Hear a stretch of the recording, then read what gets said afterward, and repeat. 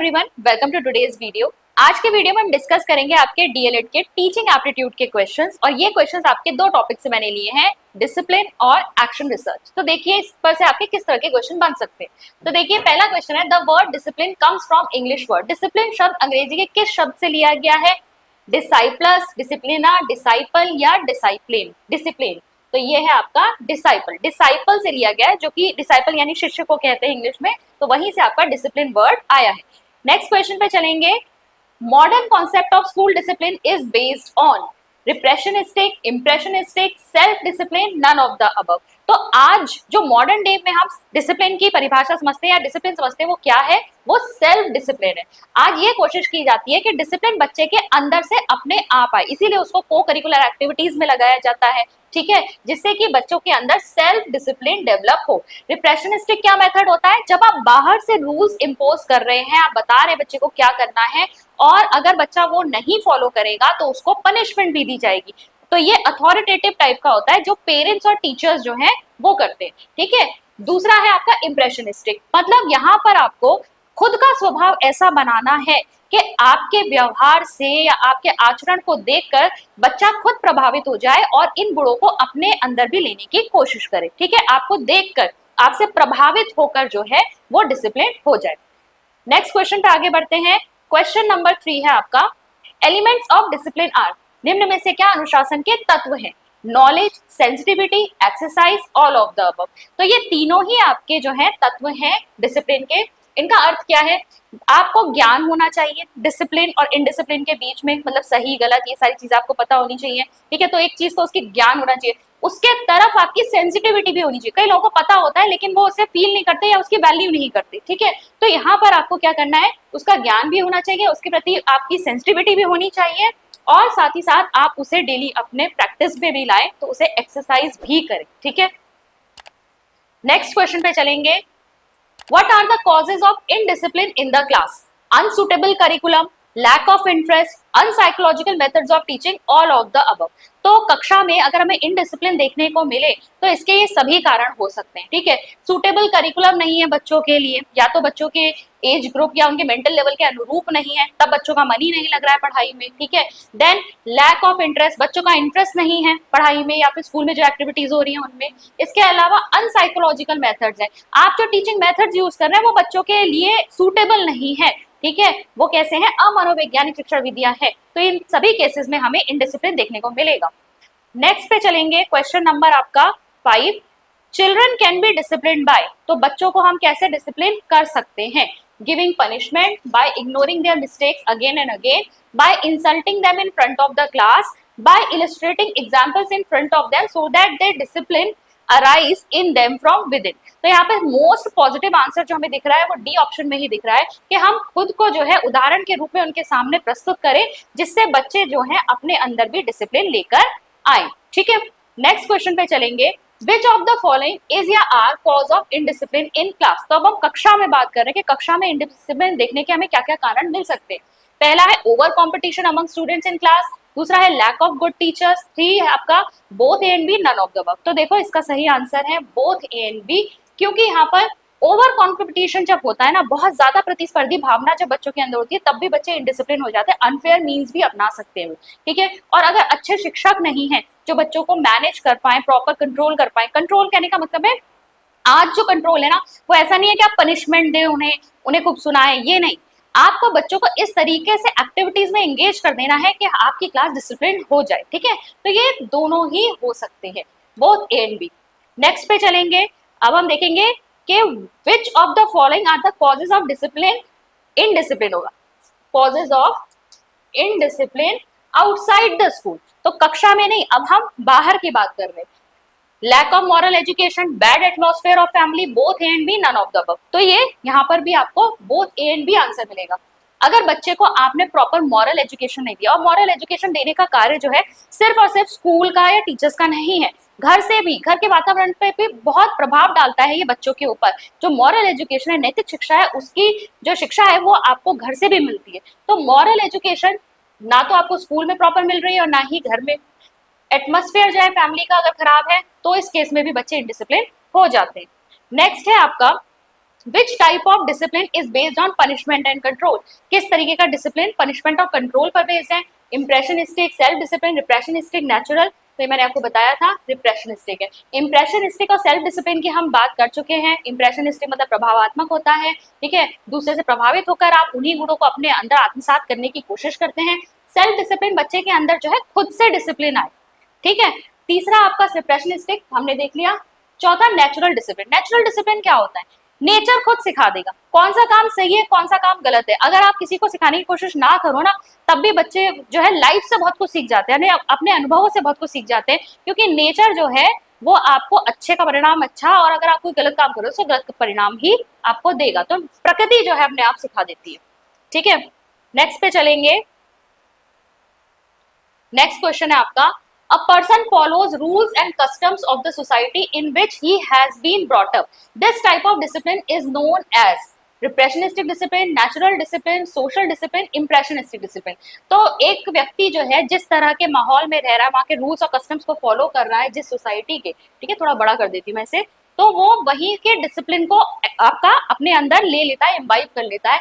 ये क्या है, ये आपका सोशल डिसिप्लिन, ठीक है। जिस तरह के समाज में हम रहते हैं, वहाँ के नीति नियम जो है वो सब हम अपने अंदर कहीं ना कहीं ले लेते हैं, तो वो सब क्या है, सोशल डिसिप्लिन। नेक्स्ट पे चलेंगे। Who among the following are responsible to inculcate discipline among children? तो निम्न में से कौन बच्चों को अनुशासित करने के लिए जिम्मेदार है? Parents, school owners, teachers, all of the above. तो अभी मैंने आपको बताया था सभी हैं, ठीक है, सिर्फ टीचर्स की जिम्मेदारी नहीं है, सभी की है। नेक्स्ट क्वेश्चन है, the meaning of term discipline is to observe values, to follow norms, to obey rules, all the above. तो इसका आंसर है ऑल ऑफ द अबव। मूल्यों का पालन करना, इसके अलावा मानदंडों का पालन करना, जो नीति है, स्टैंडर्ड्स हैं, उनको आपको फॉलो करना चाहिए, वैल्यूज को मानना चाहिए, ये सारी चीजें क्या है, आपकी डिसिप्लिन का हिस्सा है। नेक्स्ट है आपका, measure of removing indiscipline is, ठीक है, तो आप अनुशासनहीनता दूर करने के क्या उपाय देख सकते हैं, punishment, remediation, illustration, all of the above. तो ये सभी है, ठीक है, ये सभी है। तो यहाँ पर पनिशमेंट क्या हुआ, पनिशमेंट तो आप बच्चे को दंड दे दीजिए। रेमिडिएशन क्या होता है, रेमिडिएशन होता है जब आप बच्चा जो है गलती कर चुका है, तो अब आप उसे फिर से डिसिप्लिन कर रहे हैं, तो आप उपचारात्मक वहां पर कोई तकनीक अपना रहे हैं जहां पर आप उसके व्यवहार को ठीक करेंगे, ठीक है, तो वो होता है रेमिडिएशन। और इलिस्ट्रेशन क्या होता है, इलिस्ट्रेशन मतलब यहाँ पर आप क्या करेंगे, बच्चे के सामने इस तरह के एग्जाम्पल्स दिखाएंगे कि जहां पर बच्चा डिसिप्लिन हो, ठीक है। और ये सभी आपके जो है इनडिसिप्लिन को रिमूव करने के तरीके। नेक्स्ट पे चलेंगे, क्रियात्मक अनुसंधान। क्रियात्मक अनुसंधान का मूल उद्देश्य क्या है, समस्या का समाधान ढूंढना, नवीन शोध करना, उपाधि प्राप्त करना, पुरस्कार प्राप्त करना। तो देखिए, जो एक्शन रिसर्च होती है उसका जो मूल उद्देश्य होता है वो होता है किसी प्रॉब्लम का सॉल्यूशन फाइंड करना। उस प्रॉब्लम कौन सी होनी चाहिए, वो आपकी इमीडिएट प्रॉब्लम होनी चाहिए। इमीडिएट प्रॉब्लम कहने का मतलब है ऐसी समस्या जो अभी मैं अपने आगे जिससे जूझ रही हूँ, जिसे फेस कर रही हूँ। मान लीजिए मैं किसी क्लास को पढ़ाती हूँ और उस क्लास के जो साइंस के मार्क्स है वो बहुत कम आ रहे हैं, डिस्पाइट ऑफ दैट कि वो अदर सब्जेक्ट में वो बच्चे बहुत अच्छे, लेकिन फिर भी साइंस में जो है उनके मार्क्स लगातार जो है खराब आ रहे हैं, अच्छे स्टूडेंट्स के भी मार्क्स बहुत अच्छे नहीं आ रहे हैं। तो इस केस में मैं क्या करूंगी, मेरी प्रॉब्लम क्या हो गई कि इस क्लास के स्टूडेंट मेहनती हैं, अच्छे हैं, अन्य सब्जेक्ट में अच्छे मार्क्स आ रहे हैं, लेकिन साइंस जो है उसमें बच्चे कवर नहीं कर पा रहे। तो अब इस इमीडिएट प्रॉब्लम को सॉल्व करने के लिए मैं छोटी सी एक्शन रिसर्च कर सकती हूँ। मैं इसमें क्या करूंगी, परिकल्पना का निर्माण करूंगी। सबसे पहले मैंने अपनी प्रॉब्लम तो डिफाइन कर दी, ठीक है, पहले प्रॉब्लम को हम डिफाइन कर लेंगे, मेरी प्रॉब्लम क्या है, फिर इसके बाद उसके लिए हाइपोथेसिस बनाई जाएगी, परिकल्पना का निर्माण किया जाएगा कि क्या इसके रीजन हो सकते हैं। तो मैं इसके, अब मान लो मैंने एक रीजन दिया कि वहां पर टीचर का जो पढ़ाने का तरीका है वो सुटेबल नहीं है, मैंने एक ये हाइपोथेसिस लिया। अब इसके लिए मैं क्या करूंगी, इसकी टेस्टिंग करूंगी। इस हाइपोथेसिस की टेस्टिंग करने के बाद जो रिजल्ट निकलेगा, जो इसमें से आपका कंक्लूजन आएगा उस पर, रिजल्ट आएगा उस पर मैं कंक्लूजन ड्रॉ करूंगी कि ये हाइपोथेसिस जो है वो सही है या गलत है। अगर सही है तो फिर हम इसके लिए फिर यहाँ पर कोई और चीज करके देखेंगे, चेंज करके देखेंगे, और गलत है तो फिर हम किसी और हाइपोथेसिस पे चलेंगे, ठीक है। तो ये पूरा साइंटिफिक प्रोसेस होता है क्रियात्मक अनुसंधान का। प्रॉब्लम जो है आपकी इमीडिएट प्रॉब्लम होनी चाहिए, जो रिसर्चर है वो उस प्रॉब्लम से डायरेक्टली रिलेटेड होना चाहिए। ये सारी चीजें आपको इसमें ध्यान रखनी है, ठीक है। कोई नया नियम नहीं बनाते आप एक्शन रिसर्च के, कोई थ्योरी आप यहाँ पे इस्टेब्लिश नहीं करते। नेक्स्ट क्वेश्चन पे चलेंगे। क्रियात्मक अनुसंधान का मुख्य उद्देश्य है सैद्धांतिक, तथ्यात्मक, व्यवहारिक या ऑल ऑफ द अबव।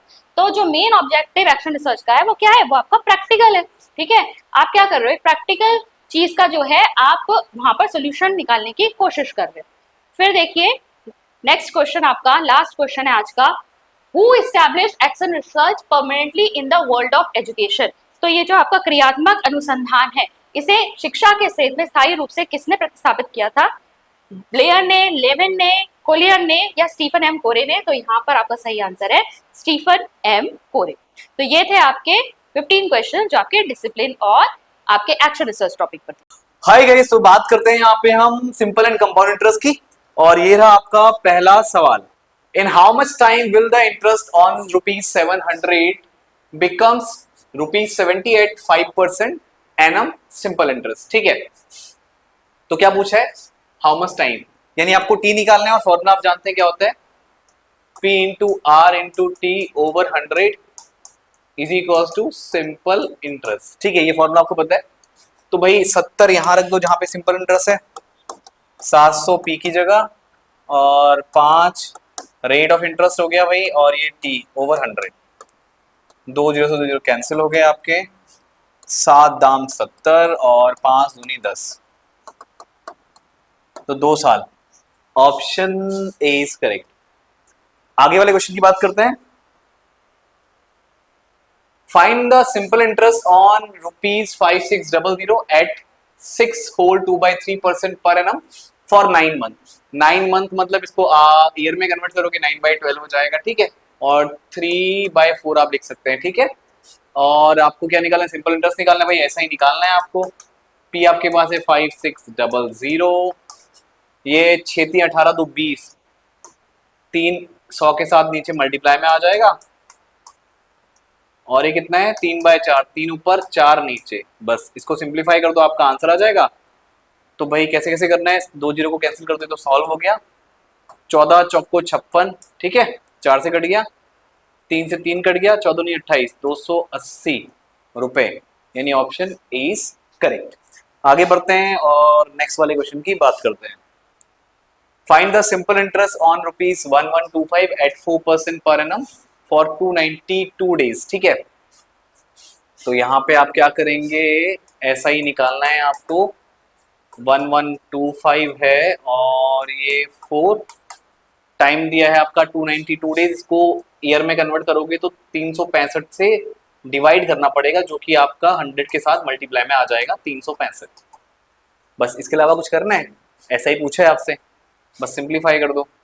तो ये बहुत इजीली सिंप्लीफाई होगा, 25 चौको 100, 25 चौको 100, 12 बचा, 25 पंजे 125। ठीक है, और आपका ये 4 से 4 कैंसिल हो गया, फिर 5 नाम 45 और 5 सत्ते 35, 5 के 15, और क्या होगा, ये कुछ और कैंसिल होगा, हाँ कर सकते हैं।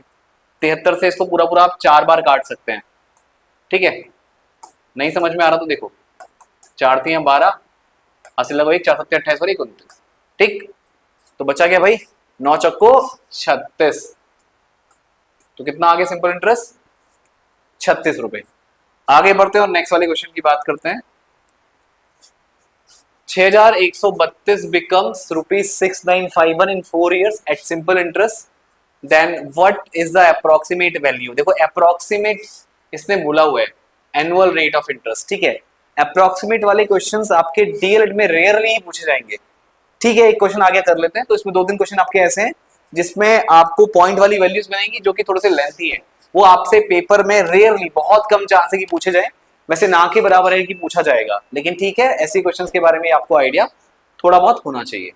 तो आप क्या करेंगे भाई, सबसे पहले आपको पूछा गया what is the approximate value of annual rate of interest. ठीक है, आर की वैल्यू अप्रोक्सीमेट आपको बतानी है।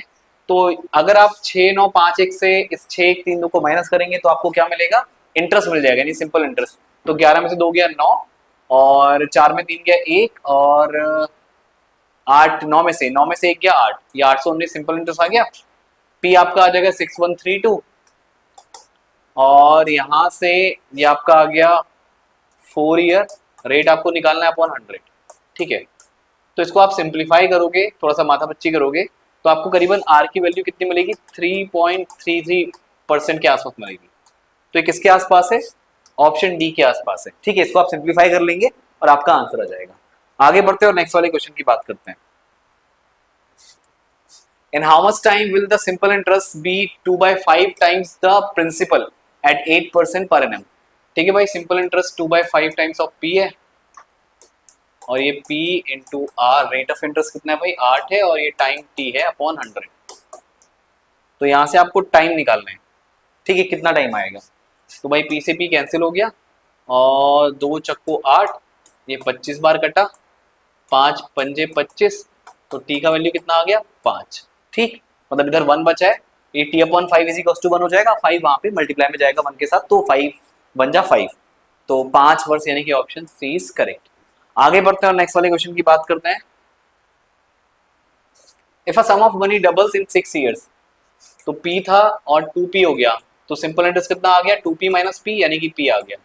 Then in how many years will it become 4 times. तो पहले आप रेट ऑफ इंटरेस्ट निकाल लो, तो यहाँ पे P सिंपल इंटरेस्ट, P आपका प्रिंसिपल, रेट मालूम नहीं है, टाइम बोला था कितने साल में हुआ है भाई 6 साल में डबल हुआ है, अपॉन 100। ठीक है, P से P कैंसिल हो गया, तो 100/6 आ गया रेट ऑफ इंटरेस्ट।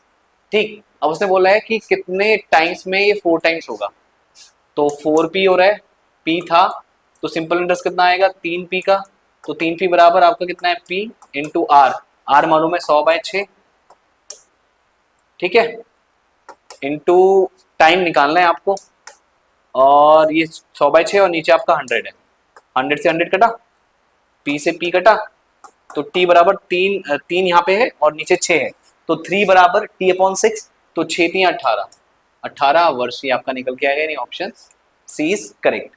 आगे बढ़ते हैं, नेक्स्ट क्वेश्चन की बात करते हैं। If a sum of money doubles in 5 years, ठीक है, at certain rate of simple interest, then in how many years will 300 becomes 2400। तो 7 टाइम हो गया, मतलब ये इसको मैं P बोलूं तो यहाँ पे 7 टाइम्स हो गया, ठीक है, समझ रहे हैं आप। और पहले उसने बोला कि 5 साल में डबल हो रहे हैं, तो P का 2P हुआ, तो सिंपल इंटरेस्ट P हुआ, और ये P into R, rate of interest निकाल लो, टाइम कितना है भाई 5 साल में, नीचे 100 आ गया, ठीक है, P से P कटा और 5 दूनी 10, तो R आपका 20 है यहाँ पे। ठीक, अब आपको निकालना है भाई कितने साल में इतना हुआ, यानी P का कितना हो गया 7P हो गया, तो 6P आपका सिंपल इंटरेस्ट हो गया, P इंटू रेट पता है आपको 20, टाइम निकालना है अपॉन 100, 20 पंजे 100, P से P कटा, 5 का 30 साल, यानी कि ऑप्शन सी इज करेक्ट। ठीक है, आगे बढ़ते हैं और नेक्स्ट वाले क्वेश्चन की बात करते हैं। The simple interest on a sum of money at a particular rate is 25/16 of this money. If the numerical value of the annual rate percentage and the time is in years are equal, यानी rate और time बराबर है, इसको x मान लो, ठीक है, और ये सिंपल इंटरेस्ट 25/16 हो गया किसका, प्रिंसिपल का, तो ये P और यहाँ पे रेट और आपका टाइम दोनों x हो गया, तो x² अपॉन 100 हो गया, P से P कटा, तो ये 25 इंटू 100 अपॉन 16, ये 25 है, ठीक है, ध्यान रखना, बराबर ये x² होगा, तो x का मान रूट बराबर कितना हो जाएगा 25 गुणा 100 बट्टे 16, यानी कि 5 गुणा 10 बट्टे 4, 2 दूनी 4, सॉरी 2 पंजे 10 और 2 दूनी 4, तो 25 बट्टे 2, यानी कि 12.5%, तो 12.5% यानी ऑप्शन सी इज करेक्ट। आगे बढ़ते हैं, नेक्स्ट वाले क्वेश्चन की बात करते हैं।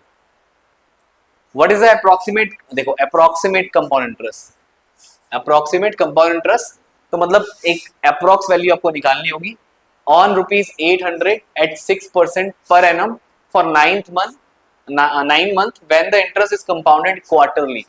अब क्वार्टरली है तो भाई जो रेट ऑफ इंटरेस्ट है वो 4 से डिवाइड हो जाएगा, राइट, यानी कि 3/2, और जो आपका समय है, टाइम है, उसमें 4 से गुणा हो जाएगा, तो 9 चौको 36, तो 36 मंथ, ठीक है, यानी कि 3 साल।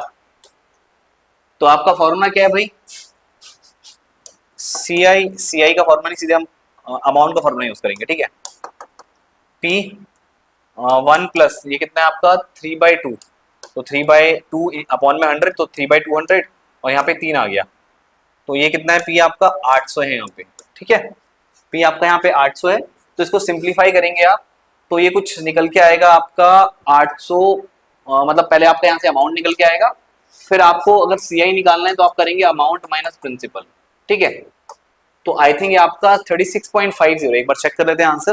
कैलकुलेशन वाला पार्ट आप खुद सॉल्व कर लेंगे।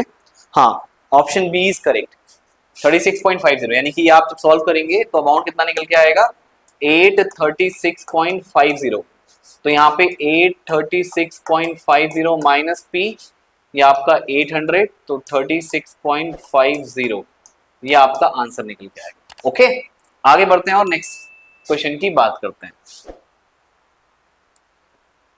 Find the compound interest on rupees 10,000 at 10% per annum for 2 years and 3 months when the interest is payable yearly। तो ईयरली है तो भाई ये आपका 10,000 है, ठीक, और ये 1+10/100 और 2 साल की बात हो रही है, तो आपको बताना है क्या भाई ब्याज कितना होगा। ठीक है, 3 मंथ की यहाँ पे बात हो रही है, तो 3 मंथ का मतलब कितना हो गया आपका, यहाँ पे आप जो टाइम लेंगे, आप देखो ध्यान से समझना, इसने बोला 2 years 3 month, तो आपका पहले 2 साल में आप वो निकाल लो अमाउंट। ठीक है, तो जब इसको सिंप्लीफाई करोगे आप ना, तो 2 साल में आपका पता लग जाएगा आपको अमाउंट कितना मिल रहा है। अभी 3 मंथ का बाद में देखते हैं, ठीक है, वो आप सिंपल इंटरेस्ट वाले फॉर्मूले से भी निकाल सकते हो। इनटू ये आपका आ जाएगा 11/10 का स्क्वायर, यानी ऐसा बन जाएगा, 11/10 का स्क्वायर आएगा, तो 11 × 11/10 × 10, तो आपका कितना बना, ये 121 और 00, तो 12,100 आपका क्या हो गया, अमाउंट आ गया। अब इससे आगे की बात करनी है 3 महीने के लिए, तो 3 महीने मतलब 3/12 यानी 1/4 आ जाएगा। अब जब आप ऐसा ही यूज करेंगे इस पे अमाउंट, तो ये कितना आएगा आपका, प्रिंसिपल कितना है भाई 12100 इनटू ये टाइम कितना 1/4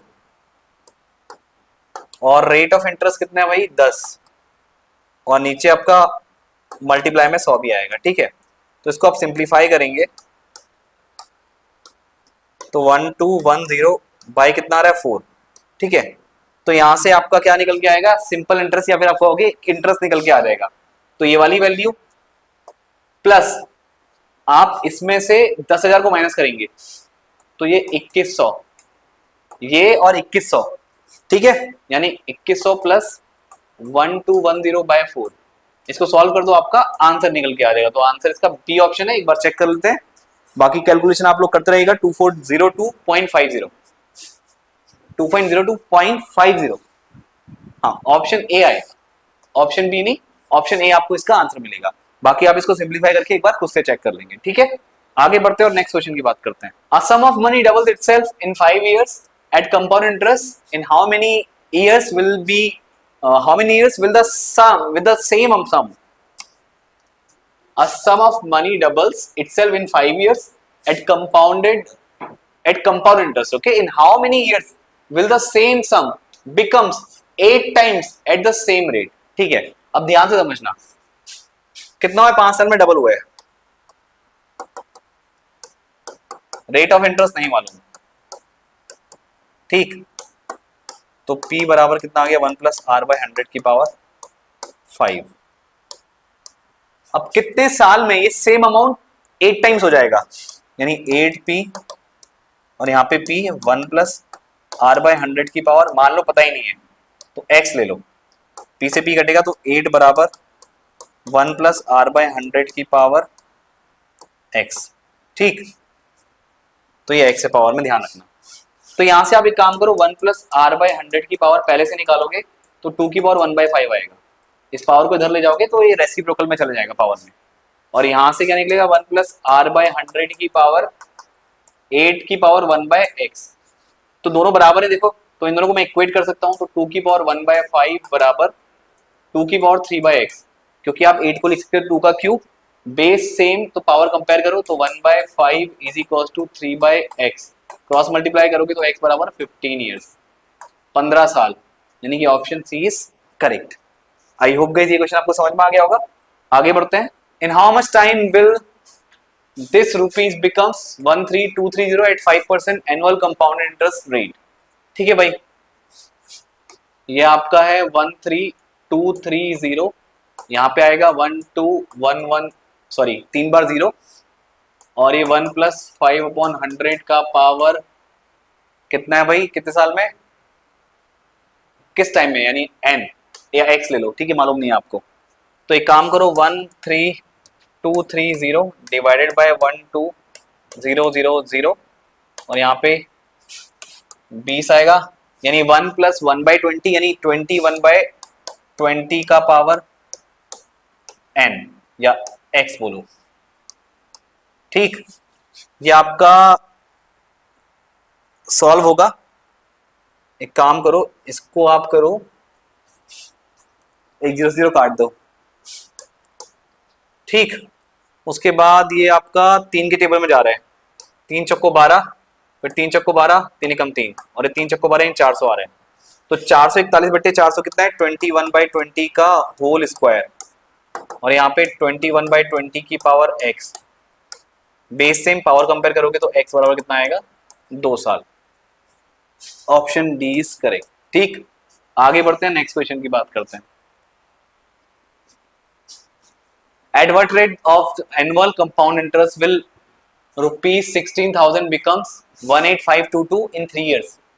तो भाई ये 18522, ये p को नीचे लेके आऊंगा तो 16000, 1 प्लस आर नहीं मालूम, r/100 का पावर 3 ये पता है, ठीक है।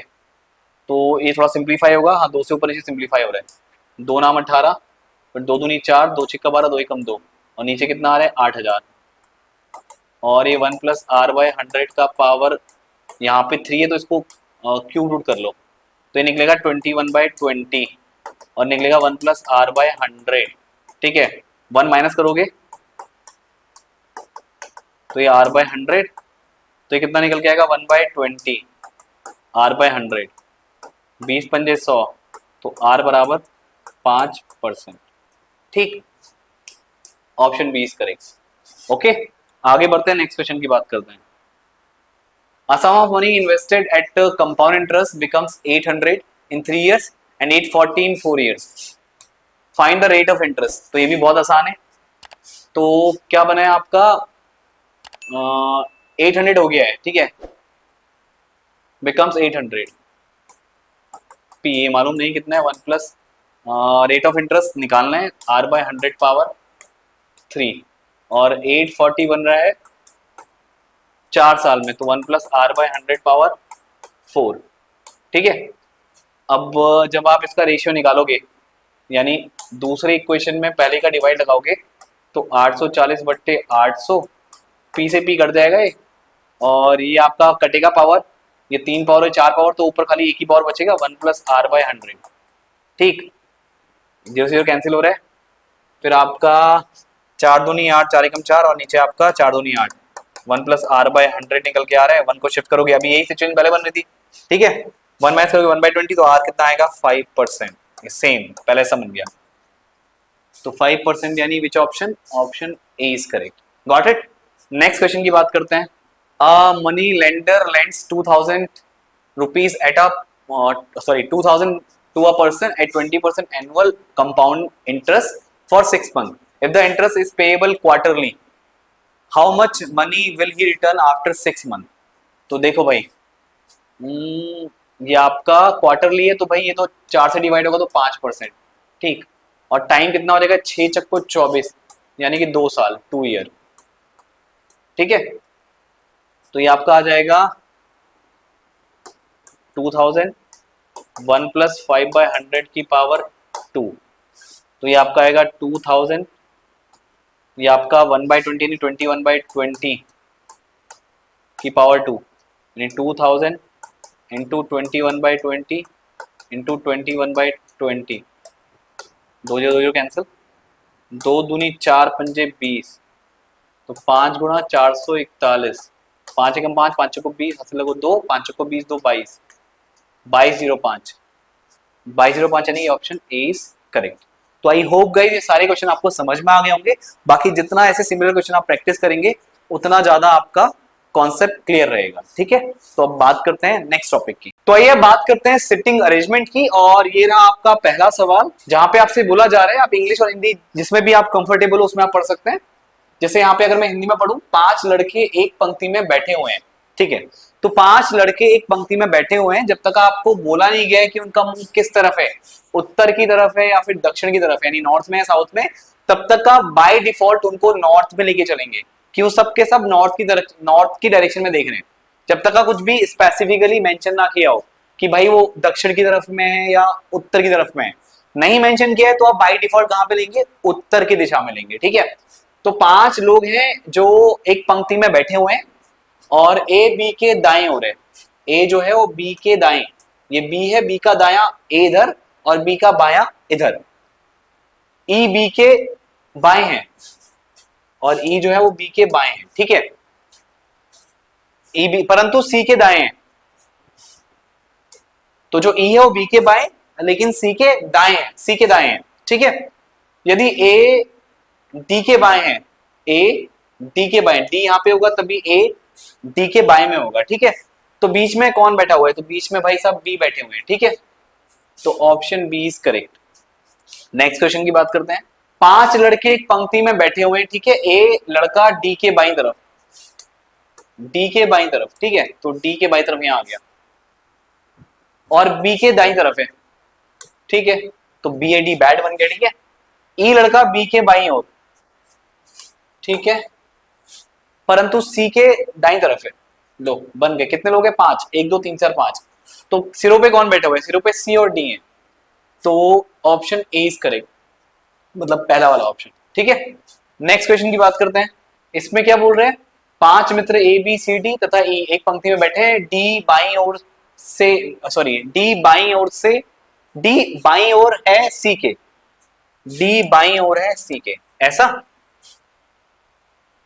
और बी दाईं ओर है ई के, और बी दाईं ओर है ई के, अभी मैं कनेक्ट नहीं कर पाऊंगा ना क्योंकि सी डी अलग ई बी अलग, ए दाईं ओर है सी के, ए दाईं ओर है सी के, ठीक, और बी बाईं ओर है डी के, बी बाईं ओर है डी के, तो बी यहां आ गया तो ई यहां पे आ जाएगा, तो ये बन गया आपका। अब क्या पूछा है, यदि ई एक छोर पर है, यदि ई एक छोर पर है तो मध्य में कौन है, मध्य में डी है, तो ऑप्शन डी इज करेक्ट, ठीक है, ये आपका राइट आंसर है। आगे बढ़ते हैं, नेक्स्ट क्वेश्चन की बात करते हैं। 5 people M and O P and Q are standing in a row, P is to the right of Q, ठीक है, तो P is to the right of Q, जिसको हिंदी में पढ़ना वो हिंदी में पढ़ सकता है। M and O P तथा Q एक पंक्ति में है और P Q के दाईं ओर है, P Q के दाईं ओर, तो P राइट में है Q के, ठीक है, P Q के दाईं ओर है, N Q के बाईं ओर, लो भाई, लेकिन M के दाईं ओर है, अच्छा M के दाईं ओर, जो N है वो Q के बाईं ओर बट M के दाईं ओर है, ठीक है, P O के बाईं ओर है, P O के बाईं ओर है, तो P बाईं तब हो पाएगा जब O इस साइड में होगा, तो 5 हो गए ना पूरे पूरे, तो दाईं ओर अंतिम छोर पर, दाईं ओर, ठीक है, तो ध्यान समझना, ये आपका दाईं ओर है अंतिम छोर, ये आपका बाईं ओर अंतिम छोर, तो O यहाँ पे आपको मिलेगा देखने को, तो ऑप्शन ए इज करेक्ट, ठीक है। आगे बढ़ते हैं। उसके बाद 4 लड़कियां फोटो खिंचवाने एक बेंच पर बैठी हैं, सीमा रानी के बाईं ओर, सीमा रानी के बाईं ओर, रानी को मैं आर एन से डिनोट कर रहा हूं, ठीक है, पता लग जाएगा क्यों, और मैरी रानी के दाईं ओर है, मैरी वो रानी के दाईं ओर है, ठीक है, रीता रानी और मैरी के बीच में है, तो रीता यहाँ पे है, इसको आर आई कर लो, क्योंकि आर से ही रानी और आर से ही रीता है, तो रानी के लिए आर एन और रीता के लिए आर आई, तो ये क्या बन गया, S R N R I और एम। अब क्या बोला है, बाईं ओर से दूसरे नंबर पे कौन है, तो बाईं ओर इधर को जाएंगे ना आप, और दाईं ओर इधर को जाएंगे, तो बाईं ओर से दूसरे नंबर पे कौन है, रीता, तो ऑप्शन डी इज करेक्ट, ठीक है। आगे बढ़ते हैं, नेक्स्ट क्वेश्चन की बात करते हैं। 5 छात्र P Q R S T अध्यापक के सामने पंक्ति में खड़े हैं, टी मध्य के छात्र की बाईं ओर, बाईं तरफ, ठीक है, मध्य के छात्र, तो पहले वही 5 है, तो 1 2 3 4 5, तो मध्य में जो भी नंबर होगा मुझे मालूम नहीं है, पर उससे पहले क्या बोला उसने, टी मध्य के छात्र की बाईं ओर, किंतु मध्य के छात्र की बाईं ओर बाई तरफ, किंतु पी के दानी ओर, बाई ओर, तो बाई ओर यहाँ पे आएगा, बाई ओर यहाँ पे आएगा, वो कितना है टी, ठीक, लेकिन किंतु पी के दाहिनी तरफ है तो पी यहाँ पे आएगा, ठीक है। क्यू पी से दाहिनी ओर तीसरे स्थान पर है, 1 2 3, पी के दाहिनी ओर तीसरे स्थान पे, ठीक है, किंतु एस के बाईं ओर खड़ा है तो एस यहाँ पे आएगा, उसका बाएं यहाँ आ जाएगा, ठीक है। तो बचा कौन सा बीच में, कितना है P Q R S T, तो आर यहाँ पे मिड में आ गया। अब क्या बोला है, अध्यापक अध्यापक ने बाएं हाथ की ओर से, अध्यापक में मतलब ये अध्यापक ने बाएं हाथ की ओर से गिनती करते हुए पंक्ति में छात्रों का क्रम बताइए। तो अगर वो गिनती कर रहा है बाईं ओर से तो पहले आपका क्या आएगा, ऐसा आएगा, फिर ये उल्टा हो जाएगा S Q R T P. तो अब क्या पूछा उसने, तो छात्रों का क्रम बताइए, तो S Q R T P, wrong, S Q R T P, option B is correct. Got it, I hope आपको समझ में आ गया होगा। आगे बढ़ते हैं, नेक्स्ट क्वेश्चन की बात करते हैं।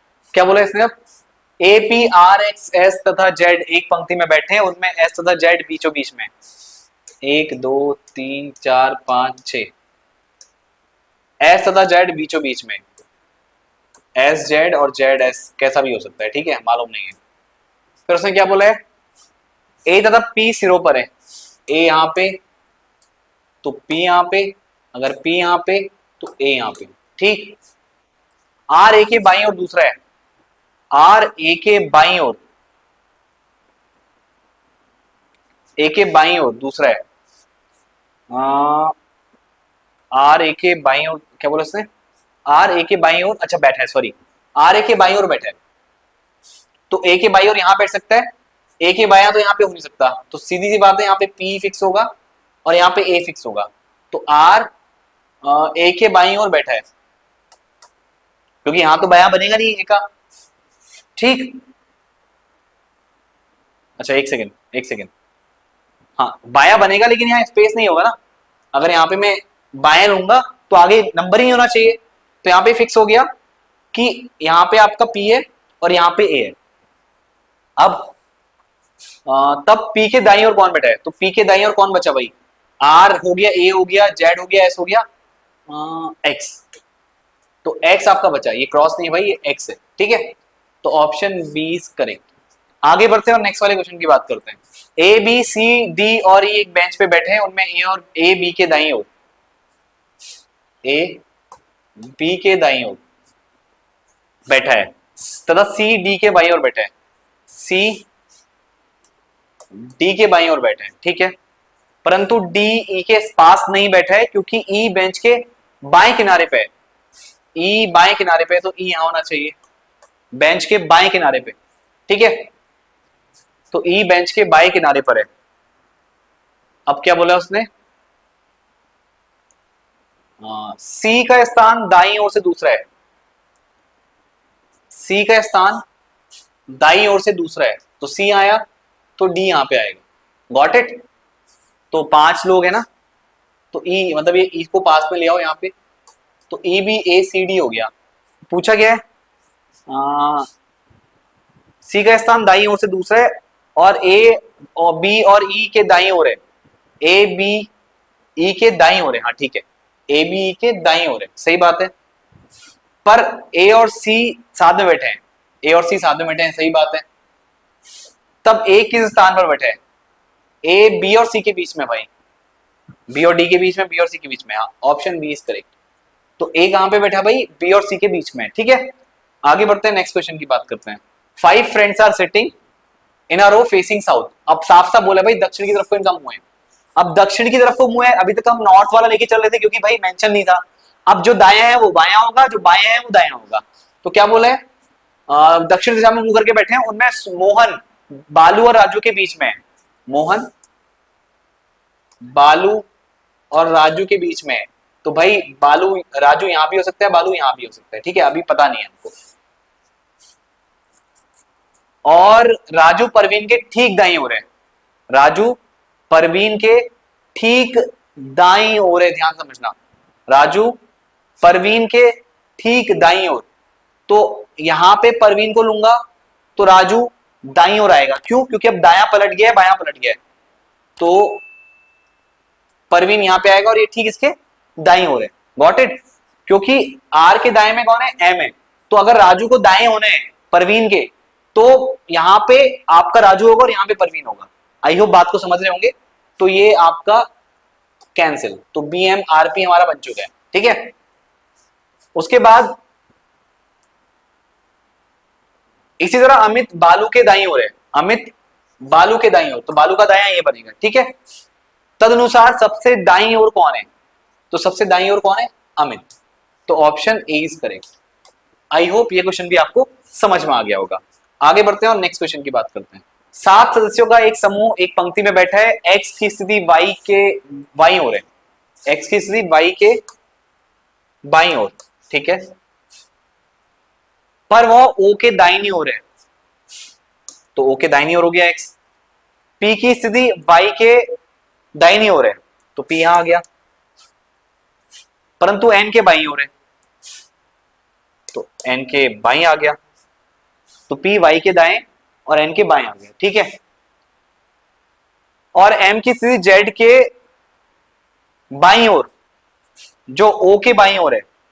एम की स्थिति जेड के बाईं ओर, जो ओ के बाईं ओर है। तो जेड ओ के बाईं ओर और एम जेड के बाईं ओर है। ठीक है, तो 1 2 3 4 5 6 7, 7 पूरे बन गए। तो पूछा गया आपको, तो बिल्कुल मध्य में कौन सा सदस्य बैठा है? 3 इधर हो गए, 3 इधर हो गए, तो एक्स बिल्कुल बीचों बीच में, यानी option C is correct. Okay, आगे बढ़ते हैं और नेक्स्ट क्वेश्चन की बात करते हैं। 4 friends were playing a game of cards. Sita was sitting to right of Meena. यानी आप एक काम करो, ताश के पत्ते खेल रहे तो चारों के मुंह आमने सामने होंगे ना, तो इस तरह बैठे होंगे 4 लोग। सीता मीना के दाईं ओर है। तो देखो, जब भी वो लोग एक वृत्ताकार गोले में बैठे हैं और उनके मुंह सेंटर की तरफ को हैं, तो जो क्लॉकवाइज डायरेक्शन है वो बाईं तरफ को जाता है। मतलब ये जो बनेगा ये बायां बनेगा और ये जो बनेगा वो दायां बनेगा। राइट, यानी कि जो राइट है वो एंटी क्लॉकवाइज, और जो दायां, जो आपका बायां है वो क्लॉकवाइज। ठीक है, ध्यान रखना। तो सीता मीना के दाईं ओर है। सीता मीना के, अगर मैं यहाँ पे मीना लूं तो सीता मीना के दाईं ओर, तो सीता यहाँ आएगा, मतलब सीता यहाँ आएगी, मीना है, सीता मीना के दाईं ओर है, तो ये आपका दाईं ओर इस तरह जाएगा। ठीक है, सीता मीना के दाईं बैठी थी और उमा गौरी के बाएं, उमा गौरी के बाएं, तो गौरी यहां तो उमा यहां, तो उमा गौरी के बाएं में, गौरी के बाएं में देखो उमा है। अभी क्या पूछ रहा है? तो निम्न जोड़ों में कौन एक दूसरे के साथी हैं? एक दूसरे के साथी कौन होंगे? जो आमने सामने होंगे। तो मीना और उमा, सीता और गौरी। तो मीना और उमा, मीना और गौरी गलत। उमा और सीता, उमा और सीता नहीं, गलत। मीना और सीता, मीना और सीता ये भी गलत। उमा और मीना, उमा और मीना, हाँ देखो उमा और Meena is the right answer. तो ऑप्शन डी इज करेक्ट। तो आई होप ये क्वेश्चन भी आपको समझ में आ गया होगा। आगे बढ़ते हैं। अब देखो, 4 मित्र वृत्ताकार बैठकर ताश खेल रहे थे। राम के दाईं तरफ, पहले भाई बना लो आप, राम के दाईं तरफ शंकर बैठे थे। राम के दाईं तरफ राम, तो ये शंकर यहाँ पे दाईं तरफ। ठीक है, इस तरह से जाएगा। और अरविंद के बाईं तरफ गोपाल, तो अरविंद यहाँ पे, इनके बाईं तरफ गोपाल। तो अब क्या बताना है आपको? निम्न में से कौन से युगल खेल में, कौन से मतलब पेयर खेल में भागीदार थे? तो कौन? राम और गोविंद, राम और अरविंद, राम और अरविंद रॉन्ग। गोपाल और शंकर, गोपाल और शंकर ये भी रॉन्ग भाई, बगल बगल नहीं, आमने सामने का आपको पेयर चाहिए। राम और शंकर, राम और शंकर नहीं, ये भी गलत। गोपाल और राम, गोपाल और Ram is correct. Got it? I hope आपको ये क्वेश्चन भी समझ में आ गया होगा। आगे बढ़ते हैं और नेक्स्ट क्वेश्चन की बात करते हैं। 2 महिला और 2 पुरुष बीच, सॉरी 2 पुरुष ब्रिज, क्या लिखा है इसमें? ओके, 2 महिला और 2 पुरुष ब्रिज, ताश का एक खेल। ओके ठीक है, ब्रिज क्या मतलब? एक ताश का खेल है, I don't know about it. खेल रहे हैं ये सभी एक टेबल के चारों ओर उत्तर दक्षिण पूर्व और पश्चिम में बैठे हैं। तो ऊपर ये नॉर्थ, ये साउथ, ये ईस्ट और ये वेस्ट। ठीक है, तो भाई एक दूसरे के विपरीत और जो भी व्यक्ति बैठे हैं वे समान लिंग के नहीं है। अच्छा, इससे पहले कोई भी महिला का मुंह पूरब की दिशा की ओर नहीं है, तो कोई महिला यहाँ पे नहीं बैठेगी। अगर यहाँ बैठेगी तो उसका मुंह पूरब की दिशा की ओर होगा। ठीक है, ये बात कंफर्म होगी। और जो आमने सामने बैठे हैं, जो एक दूसरे के विपरीत बैठे हैं, वे समान लिंग के नहीं है, यानी अपोजिट में एक मेल और फीमेल बैठेंगे। ठीक है, तो एक चीज तो कंफर्म है, यहाँ पे एक महिला आएगी आपका, एक महिला M1 बोल दो, तो उसके सामने एक पुरुष होना चाहिए, इसको P1 बोल दो या P2 जो भी होगा, P1 बोल दो आप, कोई फर्क नहीं पड़ता। उसके बाद एक पुरुष का मुंह दक्षिण की तरफ है, तो एक पुरुष यहाँ पे आ गया, P2 मान लो, तो महिला यहाँ पे आएगी, वो M2 होगी। ठीक है, तो अब क्या बोला उसने, तो बताएं कि महिलाओं का मुंह किस दिशा में है। अगर M2 में यानी साउथ में महिला बैठी है तो उसका मुंह कहाँ होगा, उत्तर में। और अगर पूरब में महिला बैठी है तो उसका मुंह किधर होगा, पश्चिम में। तो उत्तर और पश्चिम आपका राइट आंसर होंगे, उत्तर और पश्चिम, यानी कि option A is correct. I hope ये कॉन्सेप्ट आपको क्लियर होगा। आगे बढ़ते हैं और नेक्स्ट क्वेश्चन की बात करते हैं। अब देखो, 5 व्यक्ति केंद्र की ओर मुंह करके एक वृत्ताकार घेरा में बैठ के ताश खेल रहे हैं। 5 लोग हैं, तो 1 2 3 4 5 यहां कर लो। ठीक है, मुकुंद राजेश के बाईं ओर है, मुकुंद राजेश के बाईं ओर। ठीक, तो राजेश के बाईं ओर ही ऐसा आ गया। विजय अनिल के दाईं ओर, विजय अनिल के दाईं ओर, विजय अनिल के दाईं ओर, अनिल के दाईं ओर विजय। अच्छा ठीक है, अभी और इन दोनों से जुड़ा नहीं है। और नागेश, विजय अनिल के दाईं ओर एवं अनिल और नागेश के बीच में है। ठीक है, बताएं कि नागेश के दाईं ओर कौन है। तो एक तुक्का बिठाना पड़ेगा, यहाँ पे कुछ खेलना पड़ेगा। विजय अनिल के दाईं ओर, विजय अनिल के दाईं ओर, अनिल के दाईं ओर विजय, दाया मैं ऐसे जाऊंगा ना, एंटी क्लॉकवाइज। ठीक है, विजय अनिल के दाएं ओर एवं नागेश के बीच में, अनिल और नागेश के बीच में, तो नागेश को यहां आना पड़ेगा, जो कि अनिल के दाएं ओर और अनिल और नागेश के बीच में है। ठीक है, तो आपको क्या बताना है, तो नागेश के दाएं ओर कौन है, नागेश का दाया मतलब इस तरफ, यह है मुकुंद, यानी ऑप्शन ए इज करेक्ट। ठीक है, आई होप ये क्वेश्चन भी आपको क्लियर होगा। आगे बढ़ते हैं लास्ट क्वेश्चन की ओर। 6 मित्र एक घेरे में बैठे हैं और ताश खेल रहे हैं। ठीक है भाई, आमने सामने बैठे हैं, 1 2 3 4 5 6। ठीक है, कैनी डैनी के बाईं ओर है, कैनी डैनी के बाईं ओर। ठीक है, इस तरह। बॉबी और जॉनी के बीच में माइकल है, बॉबी और जॉनी के बीच में माइकल है। अभी इसका कुछ सेंस नहीं बन रहा है क्योंकि बॉबी और जॉनी हमारे लिए एकदम नए हैं। कैनी और बॉबी के बीच में रॉजर है, कैनी और बॉबी के बीच में, बॉबी यहां आएगा और यहाँ पे रोजर आएगा। ठीक है, और इसने क्या बोला है, बॉबी और, अब इससे पहले वाले पे आ जाओ, बॉबी और जॉनी के बीच में कौन है, माइकल। तो बॉबी और जॉनी के बीच में कौन है, माइकल। सब कंप्लीट हो गए। ठीक है, अब क्या पूछे, माइकल के दाईं ओर कौन बैठा है, माइकल का है ये, माइकल के दाईं ओर यानी इस साइड बॉबी बैठा है। करेक्ट, यानी कि ऑप्शन डी इज करेक्ट। तो आई होप गाइस ये सारे क्वेश्चन आपको समझ में आ गए होंगे। बाकी आप सिमिलर क्वेश्चन प्रैक्टिस कीजिए ताकि आपका कॉन्सेप्ट क्लियर रहे। बाकी हम मिलेंगे नेक्स्ट सेशन में। Okay guys, bye everyone. चलिए स्टूडेंट, अब हम यहाँ पर जो है वो जीके के प्रश्न शुरू करते हैं। आपको पता होगा इस बार 2025 में नवंबर के महीने में 22 नवंबर को आपका पेपर होने वाला है। तो चलिए हम ट्राई करते हैं। हमारा जो पहला क्वेश्चन है वो क्या कहता है, महात्मा गांधी फाउंडेड सत्याग्रह सभा। महात्मा गांधी ने सत्याग्रह सभा की स्थापना की थी। सत्याग्रह सभा की स्थापना जो है गांधी जी ने फरवरी 1919 में की थी। कब की थी, फरवरी 1919 में। उससे पहले आपने जो है रॉलेट एक्ट का नाम सुना होगा। किसका नाम सुना होगा, रॉलेट एक्ट के विरोध में गांधी जी ने सत्याग्रह सभा की स्थापना की थी। ऑप्शन नंबर सी सही उत्तर है। अगले प्रश्न में चलेंगे, क्वेश्चन नंबर 2। भारत में राजनीतिक सुधारों के लिए आंदोलन शुरू करने वाले, भैया इनको जो है आधुनिक भारत का पिता भी कहा जाता है, the father of modern India. ये कौन है, राजा राम मोहन रॉय है। कौन है, राजा राम मोहन रॉय। ये कौन वाले हैं, ब्रह्म समाज की स्थापना करने वाले। यह प्रश्न भी पूछा जाता है कि ब्रह्म समाज की स्थापना किसने करी है, तो ब्रह्म समाज की स्थापना जो है वो राजा राम मोहन रॉय के द्वारा आपका की गई है। अगले प्रश्न पे चलेंगे, क्वेश्चन नंबर 3।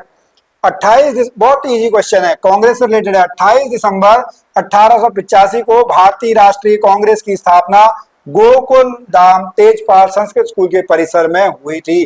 कहां पर? जो है बॉम्बे में। और इसके जो पहले यहाँ पर अध्यक्ष थे वह व्योमेश चंद्र बनर्जी थे, WC Banerjee. Option number B इसका सही उत्तर है। फोर्थ क्वेश्चन पे, कौन सी झील भारत की सबसे बड़ी खारे पानी की झील है?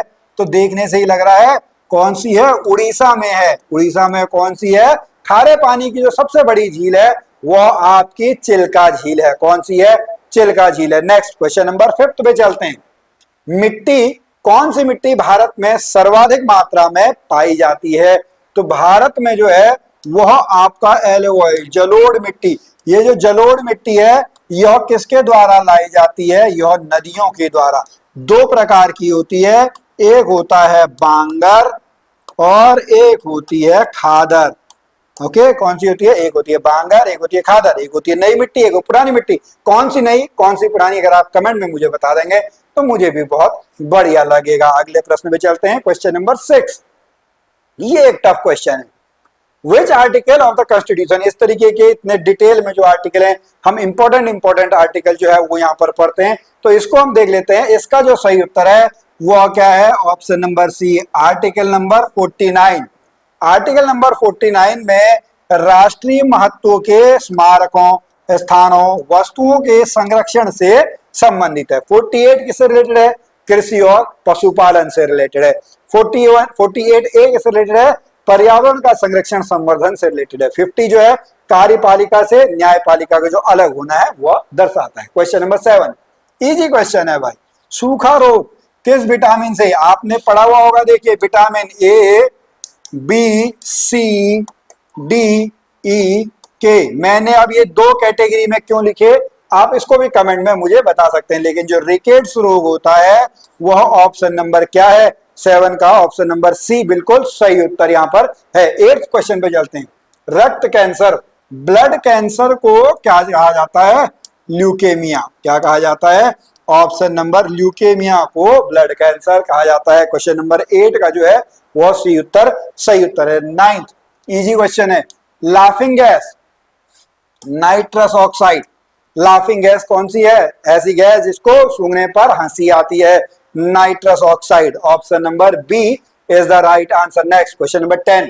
क्वेश्चन नंबर 10 क्या कहता है? निम्न में से कौन सी संस्था देश के वर्तमान नियमों में परिवर्तन कर सकती है? यानी जो है नियम कहां पर बने हुए हैं भाई? सारे संविधान में, उससे रिलेटेड वहां पर फिर कानून बने हुए हैं। तो कौन कर सकता है? यह केवल जो है संसद कर सकती है। संसद के अंतर्गत में 3 चीजें आपकी आती है, एक लोकसभा, एक राज्यसभा और फिर राष्ट्रपति। ये सब संसद के अंतर्गत आपका आते हैं। तो क्वेश्चन नंबर जो 10 है, 10 का क्या आंसर है? 10 का डी आंसर बिल्कुल सही उत्तर है। अगले प्रश्न पे चलेंगे। क्वेश्चन नंबर 11 क्या कहता है? देखिए भैया मिलाएंगे। यूनियन ऑफ इंडिया, भारत के संघ का जो आपका अध्यक्ष है वह राष्ट्रपति होता है। एक का बी। तो सीधा आप यहां पर देखिए, बिना आगे बढ़े भी आप कर सकते हैं। आपको टाइम मैनेजमेंट का ध्यान रखना है, तो इसका जो है वो क्या हो जाएगा? बी उत्तर सही हो जाएगा। यहां पर आप देख सकते हैं, वैसे राज्य का राज्यपाल हो गया, ग्राम पंचायत का सरपंच हो गया, नगर निगम का ये हो गया, बट एक से ही आप यहां पर कर सकते हैं। तो 11th का जो है वो आपका क्या है? बी उत्तर बिल्कुल सही उत्तर है। क्वेश्चन नंबर 12 पे चलते हैं। रबी की फसल है, 3 प्रकार की हमारे यहां पर फसल होती हैं, रबी की फसल, जायद की फसल और खरीफ की फसल। 3 है। तो यहां पर जो आपका सरसों है, क्या है? सरसों। 12th का जो है बी आंसर बिल्कुल सही उत्तर है। नेक्स्ट, आगा खान गोल्ड कप किससे रिलेटेड है? तो आगा खान जो गोल्ड कप है वो आपका फुटबॉल से रिलेटेड है। 13th का जो है वो क्या है? 13th का सी आंसर बिल्कुल सही उत्तर है। अगला, वह सबसे ज्यादा पिक्चरें कहां बनती हैं भाई? सबसे ज्यादा पिक्चरें बॉलीवुड में बनती हैं, भारत में बनती हैं। ऑप्शन नंबर सी क्या है? ऑप्शन नंबर सी, 14th का सी आंसर सही है। 15th देखो भाई, सबसे छोटा महासागर कौन सा है? कितने महासागर हैं? 5 महासागर हैं। हिंद महासागर, अटलांटिक, आर्कटिक, प्रशांत महासागर। आपका जो है आर्कटिक महासागर, जो पैसिफिक है यह आपका क्या है, पैसिफिक आपका सबसे बड़ा महासागर है। सी इज द राइट आंसर। 15 का क्या है, 15 का सी आंसर बिल्कुल सही आंसर है। अगला, निम्न श्रेणी का लो ग्रेड, लो ग्रेड यानी उसमें जो है कार्बन की मात्रा कम होती है, तो वह आपका कौन सा है, वह आपका लिग्नाइट है।